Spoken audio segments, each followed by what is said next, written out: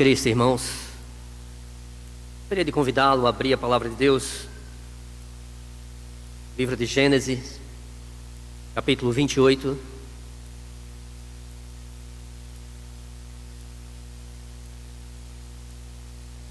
Nós vamos ler 3 textos do livro de Gênesis. Então, depois, logo em seguida, você mantém a sua Bíblia aberta. Nós vamos ler agora Gênesis 28, de 10 a 22.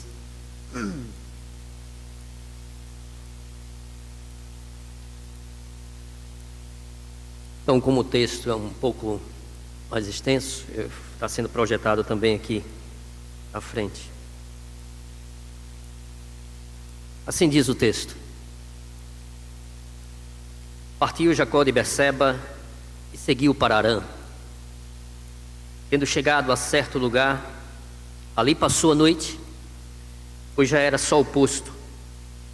Tomou uma das pedras do lugar, fê-la seu travesseiro e deitou ali mesmo para dormir. E sonhou: eis posta na terra uma escada cujo topo atingia o céu, e os anjos de Deus subiam e desciam por ela. Perto dele estava o Senhor e lhe disse: Eu sou o Senhor, Deus de Abraão, teu pai, o Deus de Isaque. A terra em que agora estás deitado eu te darei, a ti e a tua descendência. A tua descendência será como o pó da terra, estender-se-á para o ocidente e para o oriente, para o norte e para o sul. Em ti e na tua descendência serão abençoadas todas as famílias da terra. Eis que eu sou contigo e te guardarei por onde quer que fores, e te farei voltar para esta terra, porque te não desampararei até cumprir eu aquilo que te hei referido. Despertado Jacó do sono, disse: Na verdade o Senhor está neste lugar e eu não sabia. E temendo disse: Quão temível é este lugar! É a casa de Deus, a porta dos céus. Tendo-se levantado Jacó cedo, de madrugada, tomou a pedra que havia posto por travesseiro e a erigiu em colunas, sobre cujo topo entornou azeite. E ao lugar, cidade que outrora se chamava Luz, deu o nome de Betel. Fez também Jacó um voto dizendo: Se Deus for comigo e me guardar nesta jornada que empreendo, e me der pão para comer e roupa para que me vista, de maneira que eu volte em paz à casa de meu pai, então o Senhor será o meu Deus, e a pedra que erigi por coluna será a casa de Deus, e de tudo quanto me concederes, certamente eu te darei o dízimo. Agora vamos para o capítulo 32, versos 22 a 30.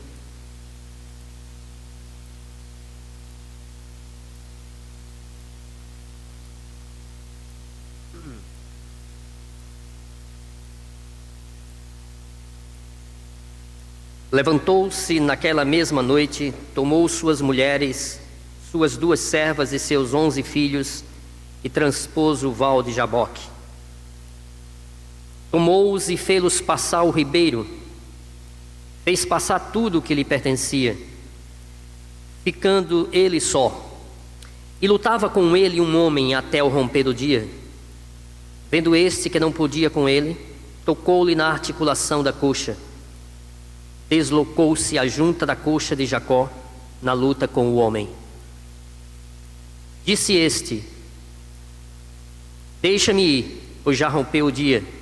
Respondeu Jacó: Não te deixarei ir, se me não abençoares. Perguntou-lhe, pois: Como te chamas? Ele respondeu: Jacó. Então disse: Já não te chamarás Jacó, e sim Israel, pois como príncipe lutaste com Deus e com os homens e prevaleceste. Tornou Jacó: Dize, rogo-te, como te chamas? Respondeu ele: por que perguntas pelo meu nome? E o abençoou ali. Aquele lugar chamou Jacó Peniel, pois disse: vi a Deus face a face e a minha vida foi salva. Agora nós vamos para o último texto, capítulo 35, ainda em Gênesis, verso de 1 a 7. Disse Deus a Jacó: levanta-te, sobe a Betel e habita ali. Faze ali um altar ao Deus que te apareceu quando fugias na presença de Esaú, teu irmão. Então disse Jacó à sua família e a todos os que com ele estavam: lançai fora os deuses estranhos que há no vosso meio, e purificai-vos e mudai as vossas vestes. Levantemo-nos e subamos a Betel. Farei ali um altar ao Deus que me respondeu no dia da minha angústia e me acompanhou no caminho por onde andei. Então deram a Jacó todos os deuses estrangeiros que tinham em mãos e as argolas que lhes pendiam nas orelhas, e Jacó os escondeu debaixo do carvalho que está junto a Siquém. E tendo eles partido, o terror de Deus invadiu as cidades que lhes eram circunvizinhas, e não perseguiram os filhos de Jacó. Assim chegou Jacó à luz, chamada Betel, que está na terra de Canaã. Ele e todo o povo que com ele estava. Edificou-lhe ali um altar, e ao lugar chamou El Betel, porque ali Deus se revelou quando fugia da presença de seu irmão.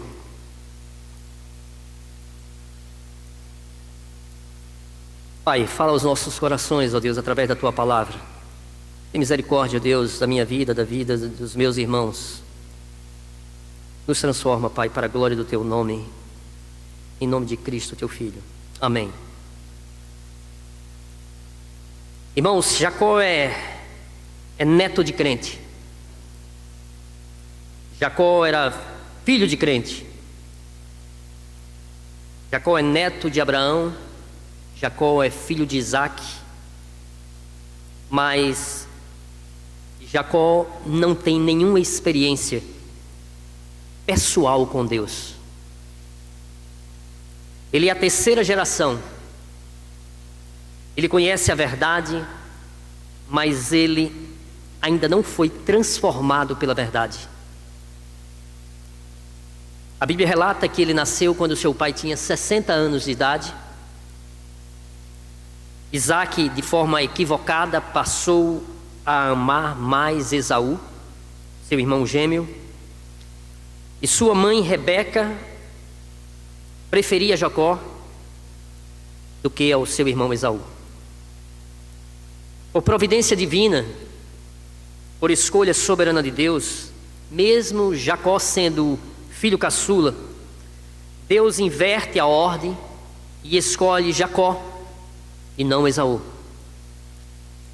E escolhe Jacó não por suas virtudes pessoais, mas apesar dos seus pecados.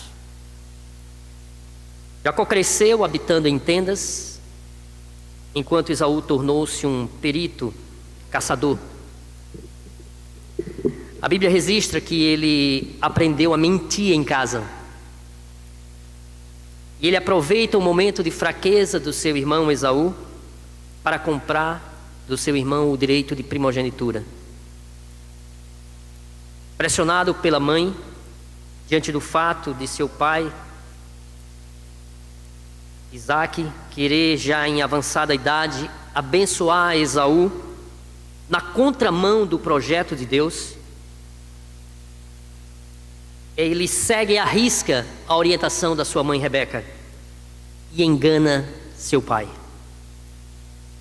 Ele mente para seu pai, ele mente sobre o seu nome, ele mente sobre o alimento que ele está trazendo para o pai, ele mente em nome de Deus, ele mente mudando a sua identidade e mente acerca do seu amor. Ele blasfema dizendo que foi Deus quem providenciara aquela caça tão rapidamente que seu pai rogara ao seu irmão Esaú. Seu irmão então quer matá-lo, ele precisa fugir de casa. Aparentemente pensamos que Jacó fosse um adolescente e Esaú não. Eles tinham 40 anos de idade, conforme Gênesis 26, 34 a 35, quando ele saiu de casa. 40 anos. Então ele já era um homem feito. E até então, ele não conhecia Deus como Deus da sua vida. Eu quero nessa noite analisar, irmãos, 3 momentos decisivos na vida de Jacó. A esperança de que Deus trate comigo e com você, à medida que examinamos a vida deste homem. O primeiro capítulo, que traz lições nessa reflexão para nós, está no capítulo 28 de Gênesis. E eu gostaria que você agora fosse acompanhando na sua Bíblia, tendo em vista que a mensagem é uma mensagem expositiva. Gênesis no capítulo 28. Lá vemos Betel, o lugar onde Jacó conheceu teoricamente ao Deus de seus pais. Conheceu teoricamente ao Deus de seus pais. Capítulo 28, versículo 13. Veja como Deus se revela a ele, como Deus fala com Jacó. Perto dele estava o Senhor e lhe disse: eu sou o Senhor, Deus de Abraão, teu pai, e Deus de Isaque. E aqui é quase que nós ficamos esperando Deus dizer: eu sou o Deus de Abraão, o Deus de Isaque, eu sou o teu Deus. Mas essa última frase não acontece. Deus não diz que era o Deus de Jacó. Diz apenas que era o Deus de Abraão, o Deus de Isaque. No verso 21, observe, do mesmo capítulo, Jacó faz uma promessa: que se Deus fosse com ele e o guardasse na jornada, para lhe dar pão, para lhe dar roupa, de maneira que ele voltasse em paz para a casa do seu pai, já que ele estava fugindo, ele diz: então o Senhor será o meu Deus. Observe que o verbo está no futuro: será o meu Deus, diante das condicionais que ele coloca. Vamos refletir.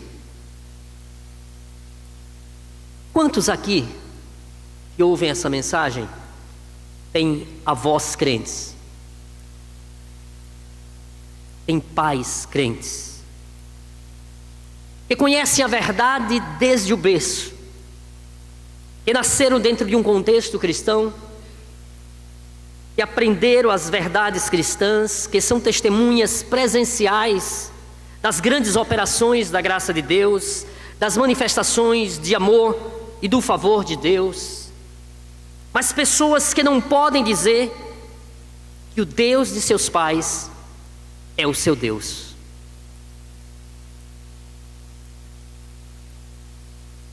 Vejam que Deus se revela a ele.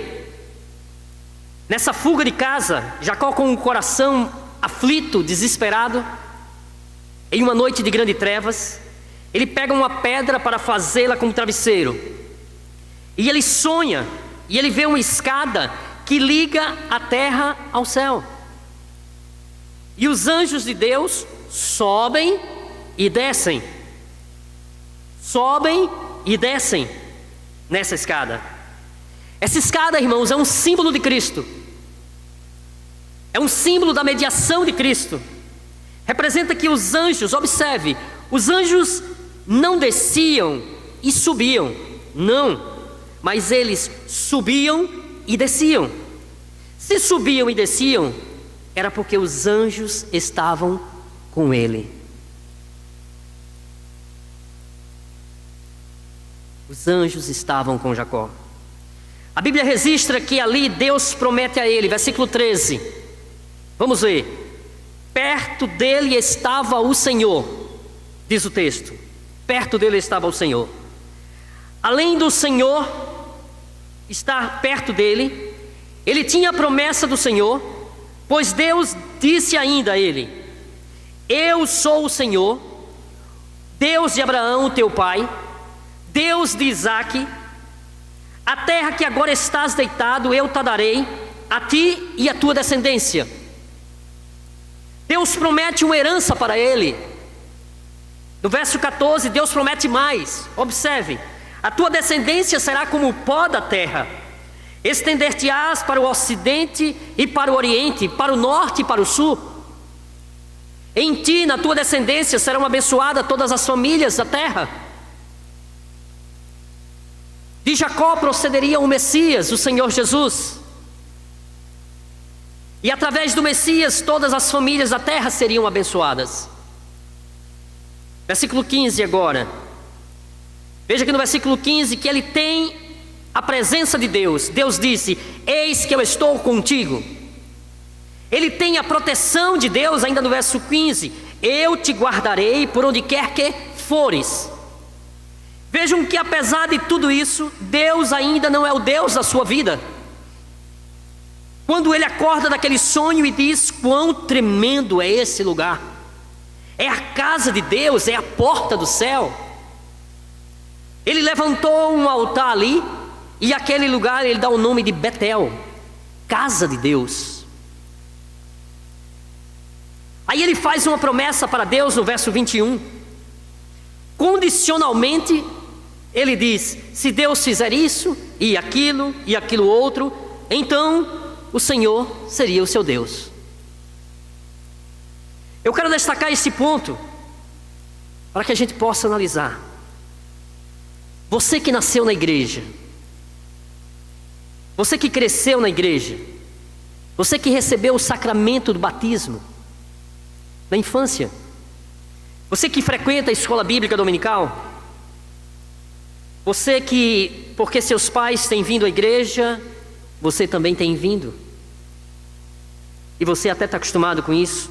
Você que escuta as promessas de Deus, você que tem a bênção do cuidado, da proteção de Deus, do livramento, da companhia, das providências tão generosas de Deus.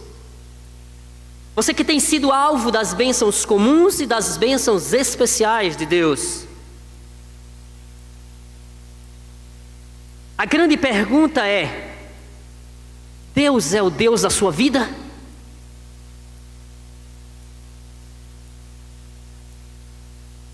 Ou você está como Jacó, só conhece o Deus do seu avô, o Deus do seu pai, o Deus da sua mãe, o Deus do seu esposo, o Deus da sua esposa, o Deus da sua família, mas ele ainda não é o seu Deus, o Deus da sua vida.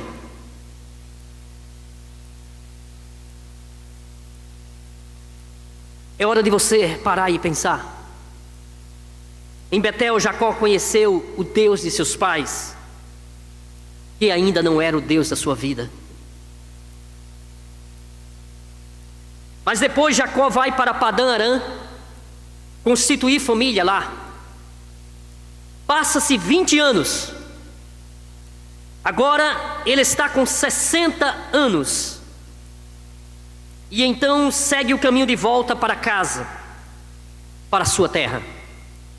E ao retornar ele recebe a notícia de que Esaú, o irmão que ele tinha enganado, traído, mentido,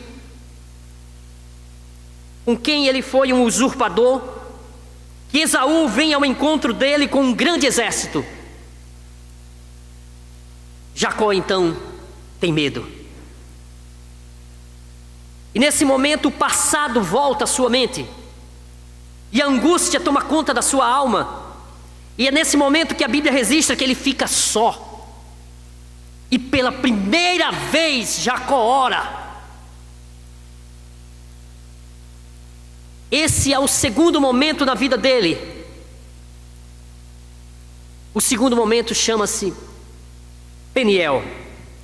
É em Peniel o local onde Jacó conhece a Deus como Deus da sua salvação. Vá lá agora para o capítulo 32, versículo 30. Olha o que é que ele diz. Aquele lugar chamou Jacó Peniel, pois disse: vi a Deus face a face, e a minha vida foi salva.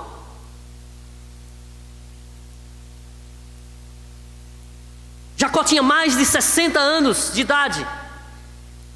E só depois de avançada idade é que Jacó conhece a Deus como Deus da sua salvação. E eu quero destacar alguns pontos. Primeiro, a eleição de Jacó revela-se incondicional.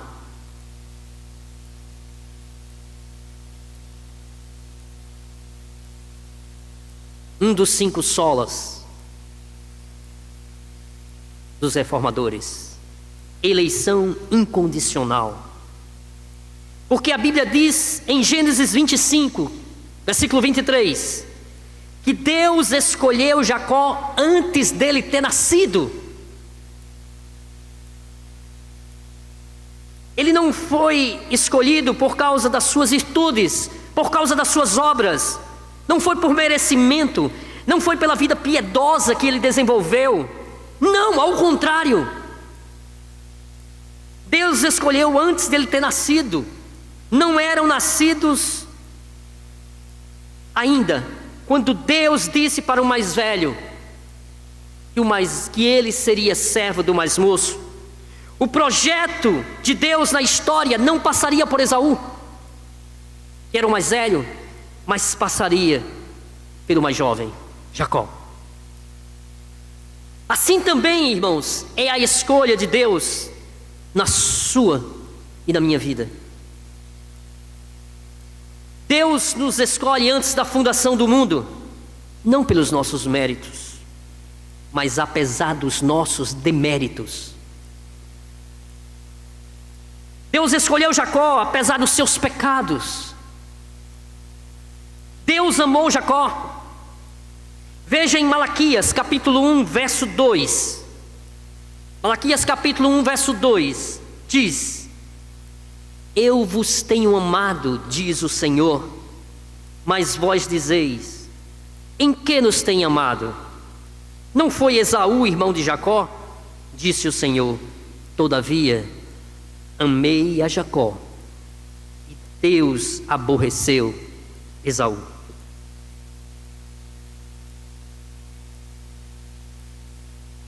Deus amou Jacó, não foi porque Jacó era melhor do que Esaú, porque tinha mais virtudes. Não, irmãos, isso é um grande mistério. Por que é que Deus escolheu Jacó? Talvez a melhor resposta seja essas duas perguntas. Por que é que Deus escolheu você? Por que é que Deus escolheu a mim? Porque se Deus fosse olhar em mim, virtudes, méritos, Ele jamais teria me escolhido. Jamais. Jamais teria escolhido você. Isso é obra da graça. Isso é obra da eleição incondicional, soberana do Senhor. Veja ainda em Gênesis capítulo 32, que é Deus quem toma a iniciativa prática de salvar Jacó. Veja o versículo 24, capítulo 32, verso 24. Ficando ele só, e lutava com ele um homem até o romper do dia.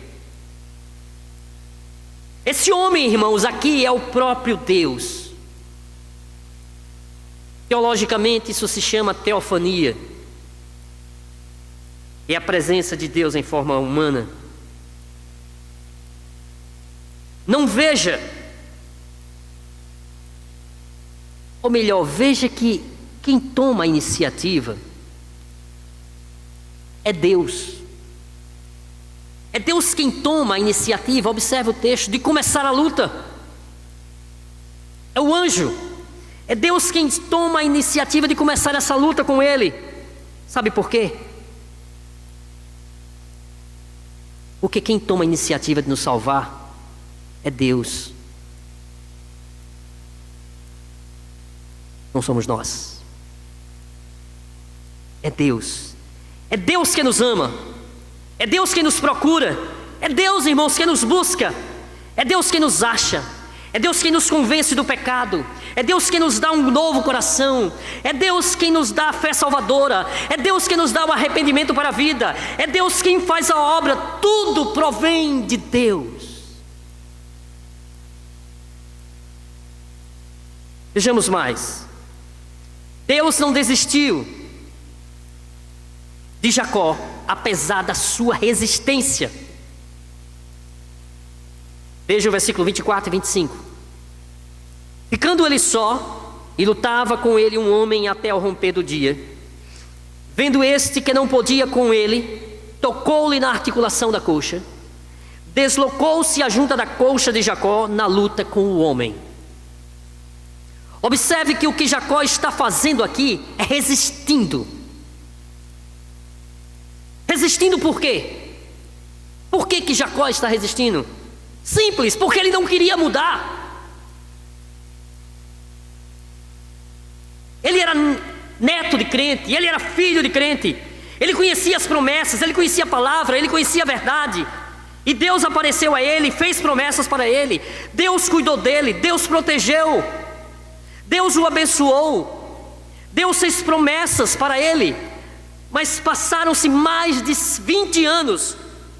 E o que ele prometeu para Deus não era uma realidade. Ele era ainda um enganador, um usurpador, e ele resiste à mudança. Mas a Bíblia deixa claro que Deus não desiste dele, apesar da resistência dele. Sabe por quê? Porque a graça de Deus, irmão, ela é irresistível.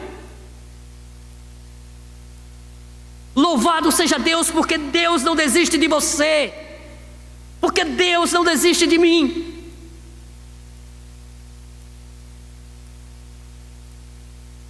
Veja o versículo 25. Deus feriu Jacó para não perdê-lo para sempre. Versículo 25. Vendo este que não podia com ele, tocou-lhe na articulação da coxa. Deslocou-se a junta da coxa de Jacó na luta com o homem. Sabe o que significa? Que aqueles que resistem à soberana graça de Deus, Deus não desiste. E Deus é capaz de feri-lo para não perdê-lo.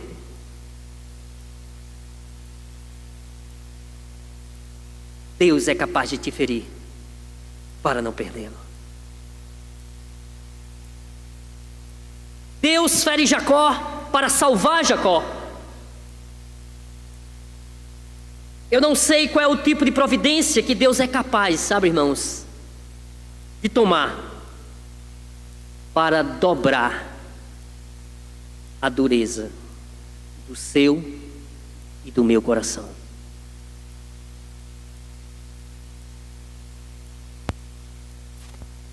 Para dobrar a resistência do nosso coração. Mas Ele é capaz de fazer isso para que o seu propósito se cumpra na nossa vida. Porque a eleição dele é incondicional. Deus fere Jacó para salvar Jacó. E a segunda verdade que nós vemos é que a graça de Deus é irresistível. Não só incondicional, mas é irresistível. Veja que quando Deus toca em Jacó, Deus deixa Jacó aleijado. Aí Jacó reconhece a sua necessidade. Versículo 26, observe. Disse este: deixa-me ir, pois já rompeu o dia. Respondeu Jacó: não te deixarei ir, se não me abençoares. Quando chega um momento de resistência à graça, Deus é capaz de ferir o pecador, para que esse pecador entenda que ele carece de Deus, que ele precisa de Deus, que ele depende de Deus, que ele não pode mais continuar a sua vida sem Deus. E essa consciência de necessidade é o próprio Deus quem planta em nós, que plantou em Jacó. Jacó chora, buscando a necessidade da sua vida. No livro de Oséias, capítulo 12, versos 3 e 4, Oséias 12, 3 e 4 diz o seguinte: no ventre pegou no calcanhar do seu irmão. É Jacó fazendo isso na hora do nascimento. No vigor da sua idade lutou com Deus, lutou com o anjo e prevaleceu. Chorou e lhe pediu mercê. Em Betel achou a Deus, e ali Deus falou conosco. Veja que coisa interessante. Em Gênesis cita que ele lutou com um homem. Em Oséias cita que ele lutou com Deus. Como eu disse, disse que ele lutou com o anjo, e não com um anjo, mas o anjo. E o que quer dizer o anjo? É justamente, irmãos, aquilo que já falamos, é uma teofania, ou seja, é a presença de Deus ali com ele, o próprio Cristo encarnado. Mas tem um detalhe aqui: o texto diz que ele chorou, que ele pediu misericórdia. O homem que resiste, que precisa ser ferido, depois de ferido, depois de quebrado, agora chora e pede misericórdia, pede clemência, pede perdão.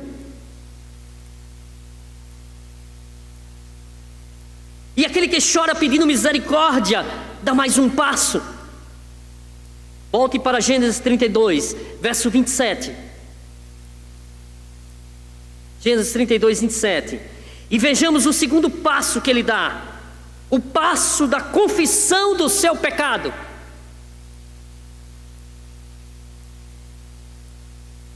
Acompanhe na sua Bíblia. Presta atenção. Presta atenção. Perguntou-lhe, pois: como te chamas? Ele respondeu: Jacó.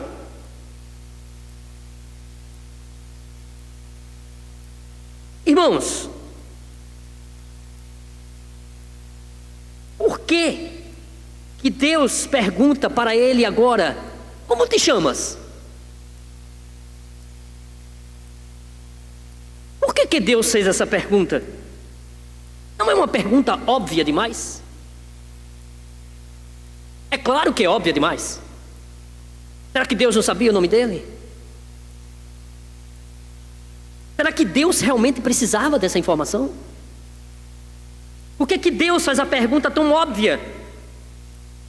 Por uma razão muito simples.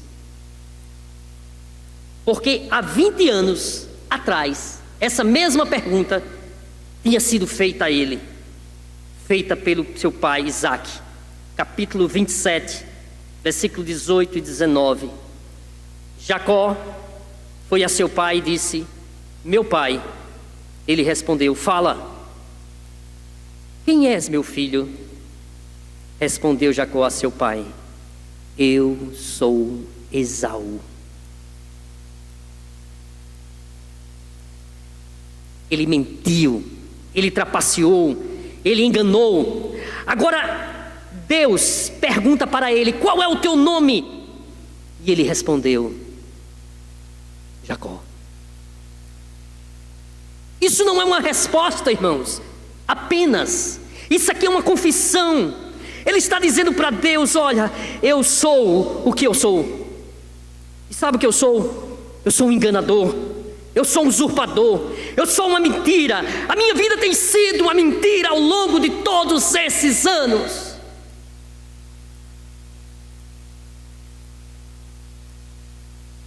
A única chance de haver mudança radical na vida é quando nós tiramos as máscaras e reconhecemos quem realmente nós somos. E o resultado dessa confissão está escrito no capítulo 32, no verso 30. Observe, capítulo 32, verso 30.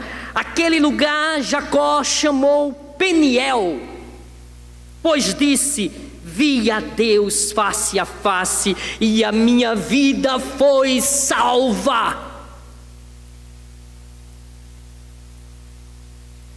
Mas antes disso, quando ele disse: Jacó é o meu nome, enganador é o meu nome, usurpador é o meu nome, porque era isso que significava o nome Jacó.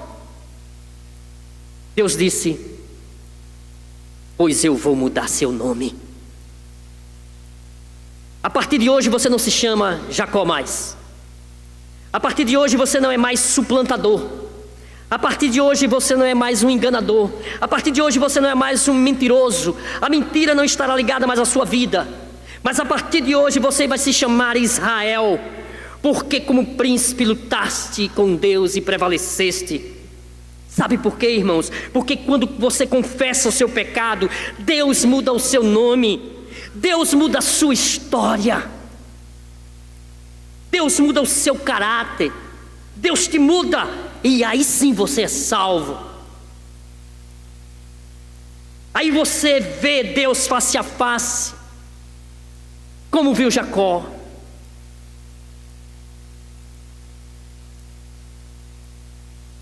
Vendo a sua glória através daquele anjo encarnado. Preste atenção. Em Betel, ele conheceu o Deus de seus pais. Em Peniel, ele conhece o Deus da sua salvação. Vamos agora para o último texto. Gênesis 33. Então ele encontra-se com Esaú e reconcilia-se com seu irmão. Versos 18 a 20. Voltando de Padã Arã, chegou Jacó são e salvo à cidade de Siquém, que está na terra de Canaã, e armou a sua tenda junto da cidade. A parte do campo onde armara a sua tenda, ele a comprou dos filhos de Amor, pai de Siquém, por 100 peças de dinheiro. E levantou ali um altar e lhe chamou Deus, o Deus de Israel. Nessa terra de Siquém, sua única filha, Diná, vai ser desonrada pelo príncipe daquela terra. E aquilo era uma loucura, fazer uma desonra em uma jovem. A Bíblia registra que esse príncipe de Siquém se apaixona por Diná, e seu pai vai à procura de Jacó para que fizesse uma aliança e o casamento acontecesse.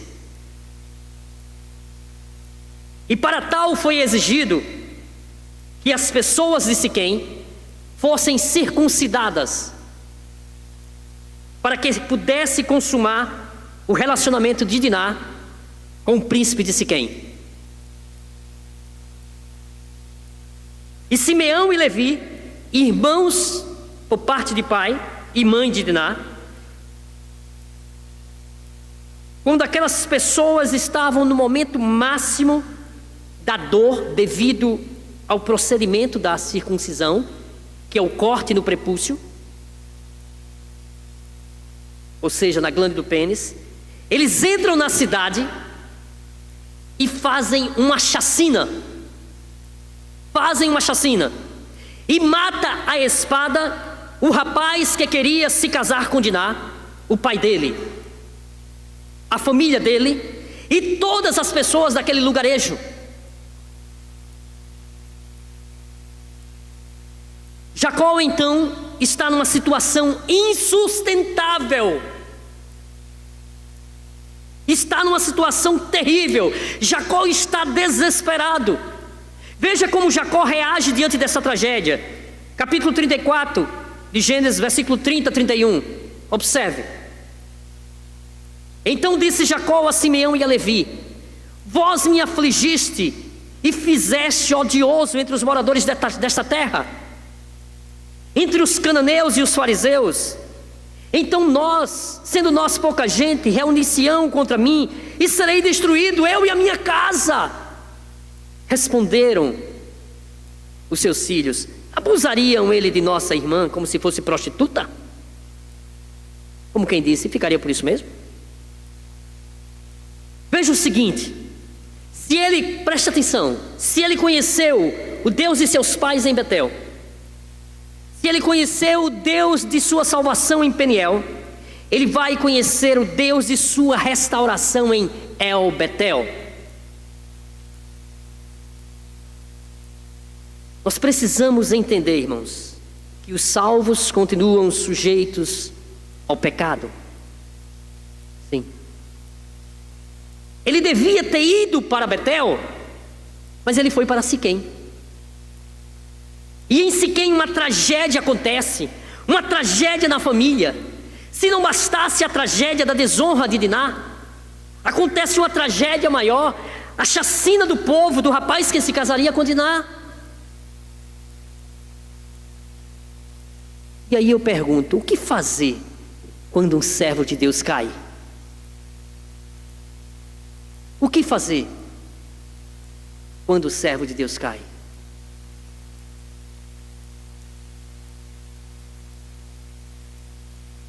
O que fazer quando a família se machuca? Quando a família se fere? Quantas pessoas que diante de uma queda se desesperam? Quantas pessoas que diante de uma tragédia se rebelam contra Deus? Quantas pessoas que se tornam céticas, que dizem, eu não quero mais saber das coisas de Deus.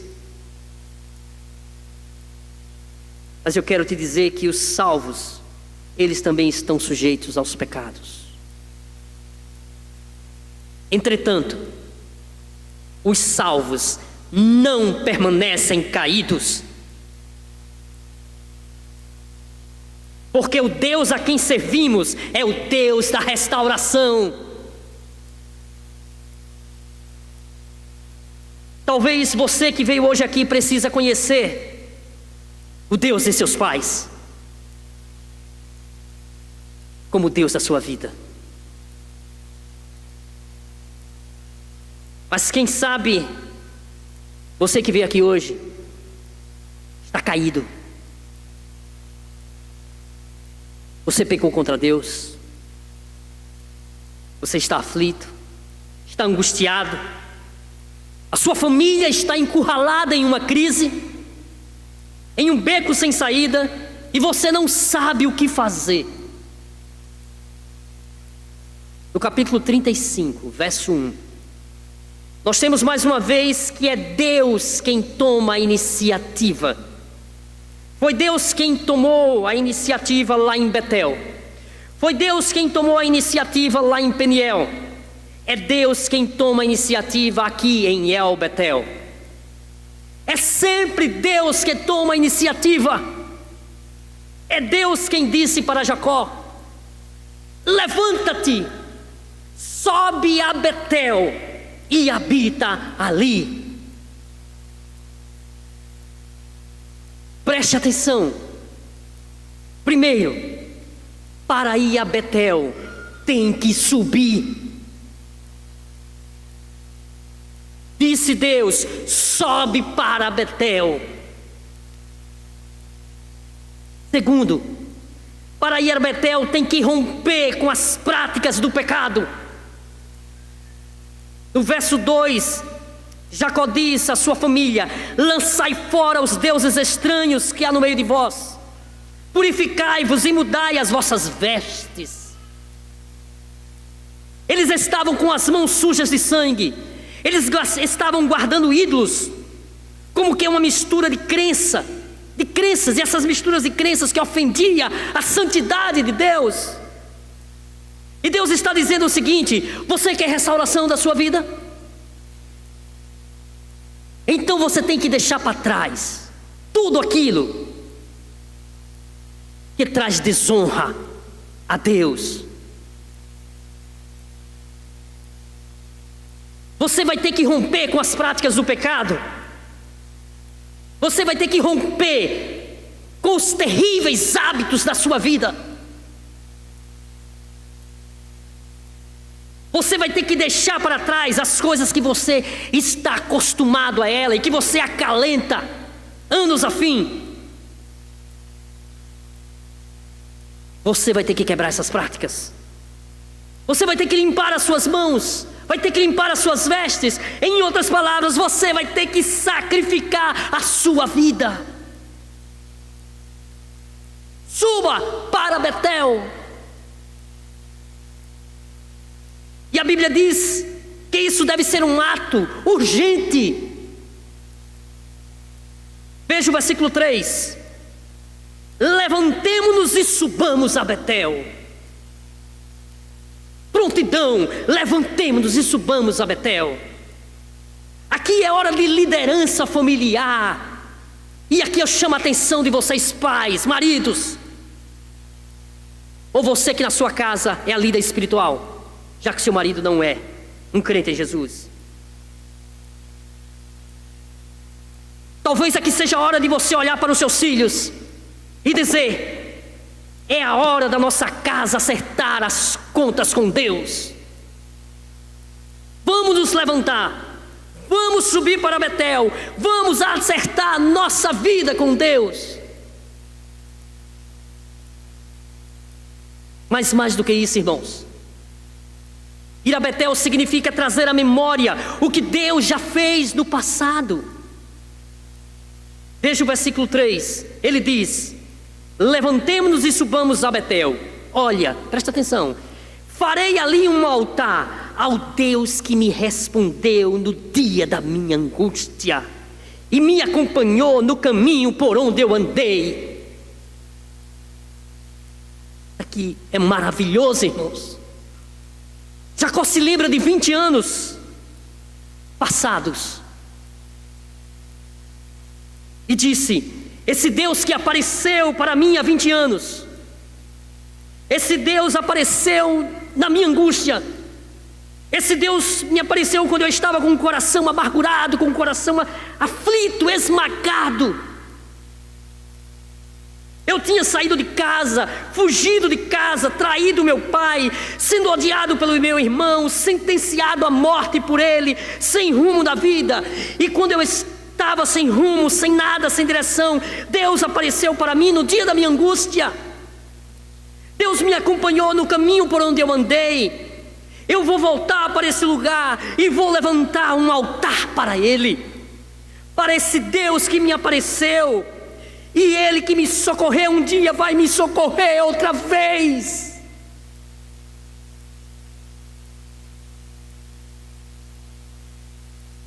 Eu quero dizer uma coisa para você: Deus já te socorreu? Sim.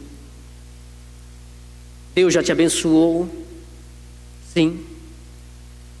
Deus já te sustentou? Sim. Deus já te restaurou? Sim. Eu quero dizer que Deus é poderoso para fazer tudo isso de novo na sua vida.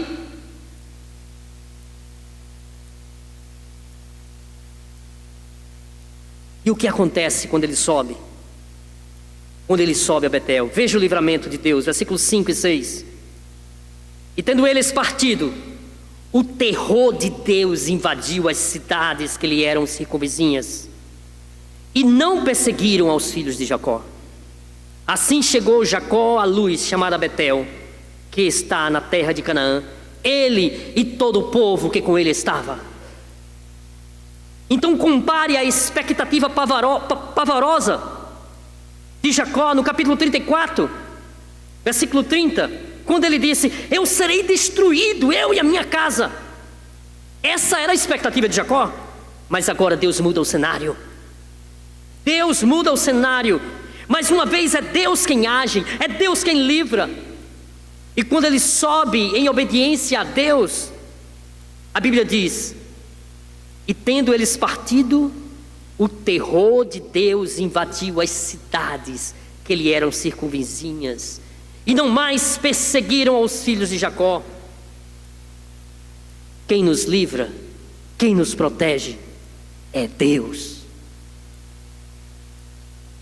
E finalmente, irmãos, capítulo 35, versos 6 e 7. Assim chegou Jacó à luz chamada Betel, que está na terra de Canaã, ele e todo o povo que com ele estava, e edificou ali um altar, e ao lugar chamou El Betel, porque ali Deus se revelou quando fugia da presença de seu irmão.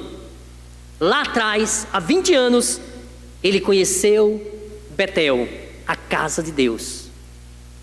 Agora, ele levanta um altar ao Deus da casa de Deus.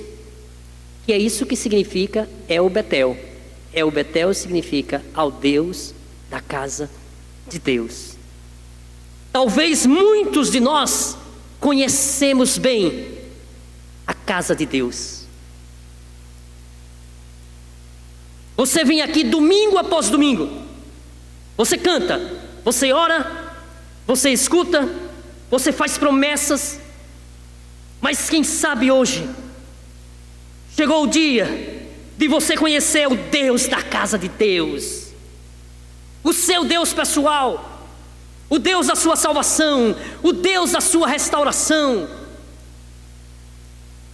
Uma das coisas mais marcantes desse versículo 7, irmãos, é que esse termo na língua original tem um segundo significado. El Betel significa também: eu te abençoo outra vez.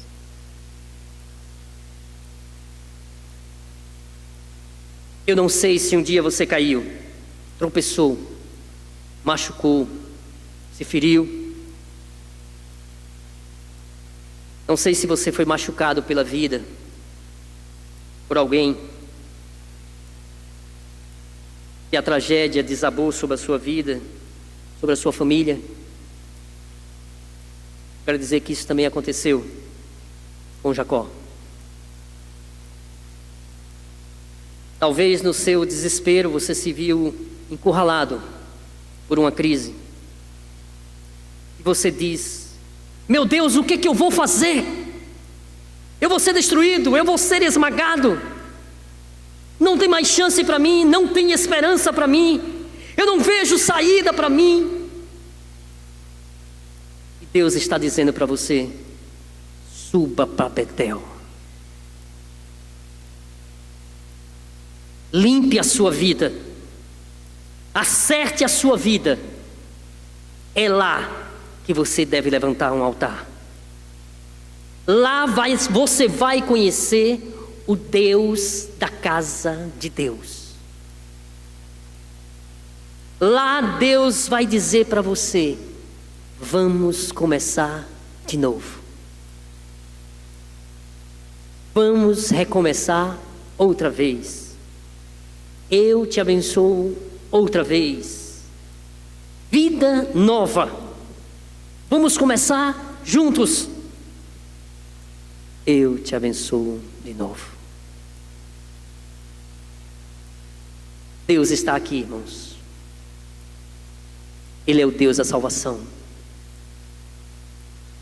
E Ele é o Deus da restauração.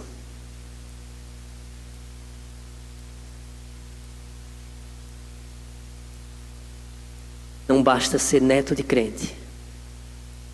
Não basta ser filho de crente. Não basta ter algum crente na sua família. Não basta ter sido criado no Evangelho. Nada disso basta.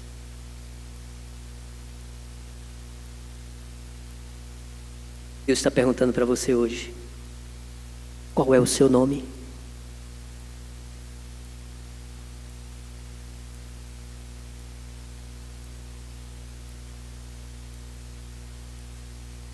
Talvez durante muito tempo na sua vida você tem fugido de Deus. Você tem feito promessas a Deus, mas não tem compromisso. Como Jacó,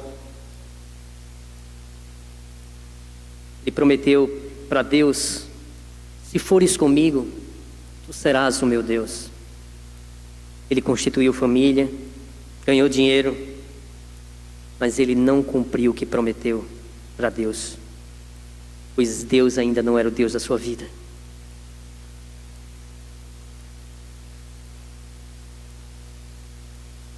Você já viu a Deus face a face? Ou seja, você realmente já teve um encontro pessoal com Deus?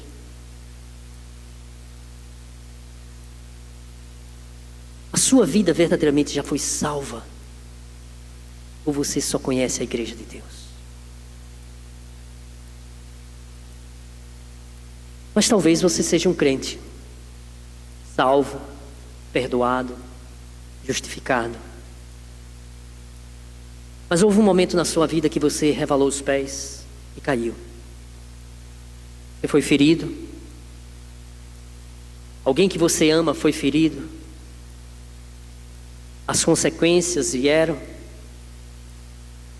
E parece que o cenário é sombrio demais e você só enxerga a tragédia. E você pensa, eu vou ser destruído. E Deus diz para você nessa noite: suba para Betel. Levanta ali um altar a mim. Acerta o que está errado na sua vida. Limpa a sua vida. E aquilo que ameaça você, Deus vai tirar do seu caminho. Pois quando você vai a Deus, você conhece o Deus da casa de Deus, Ele diz para você: eu te abençoo de novo.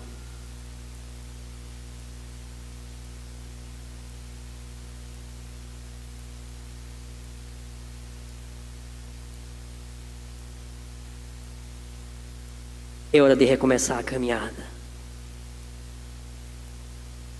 Deus está dizendo: eu vou lhe dar uma nova chance. Eu sou o Deus da sua segunda oportunidade. Eu te abençoo outra vez. Curva a sua cabeça. Eu gostaria que você curvasse a sua cabeça nesta hora.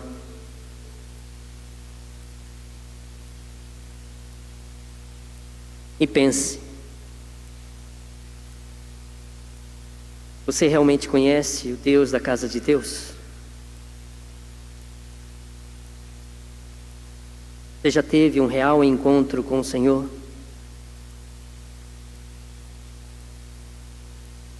Se verdadeiramente você reconhece que isso nunca aconteceu, apesar dos anos a fim que você tem de igreja, hoje pode ser o dia da sua salvação. O Senhor diz para a sua vida: suba a Betel. Vá em busca do Senhor. Quebrante-se diante dEle. Confesse o seu pecado.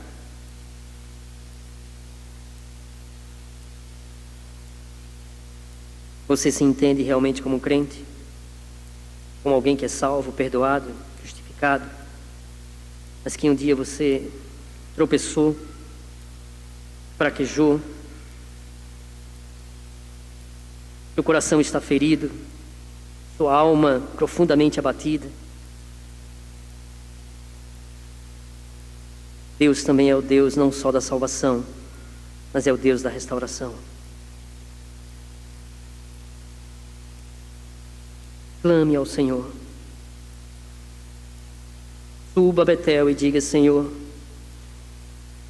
eu quero começar de novo. Restaura a minha vida. Olhe para o passado. Veja tudo que Deus já fez por ti. E diga: Senhor, eu me coloco diante de ti. Muda o meu coração. Muda todo o meu ser. Recomeça, Pai, comigo. Vamos orar. Ó Deus eterno,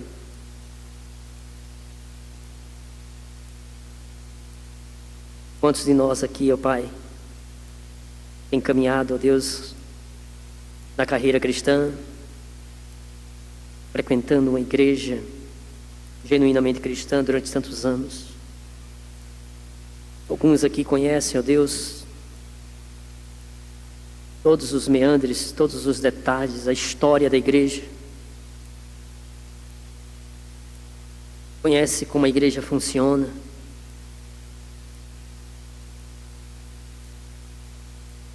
Até oram, fazem promessas, cantam, ouvem escolas bíblicas, ouvem sermões. Mas, Pai, nunca te conheceram. Deus tem misericórdia, Pai. Nós cremos que hoje, de acordo com a sua soberana vontade, pode ser dia de salvação nesta casa. Nós cremos nisso, Pai. Salva, ó Deus, nessa noite, para a glória do teu nome.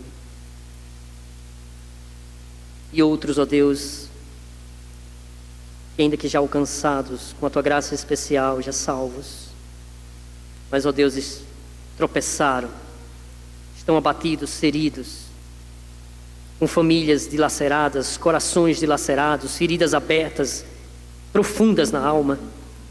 Ó Deus, cicatriza as feridas, Pai. Cura e restaura vidas, Senhor. Em nome de Jesus, porque Tu és o Deus da restauração. Faz isso, Pai, nesta noite. Faz isso com a Tua igreja, com o Teu povo aqui presente. Nos enche, Senhor, do Teu Espírito Santo, Pai. Nos dá intimidade com o Senhor. Nos ajuda a Te servir em fidelidade de coração, Pai. Nós Te pedimos, ó Deus eterno, em nome de Jesus.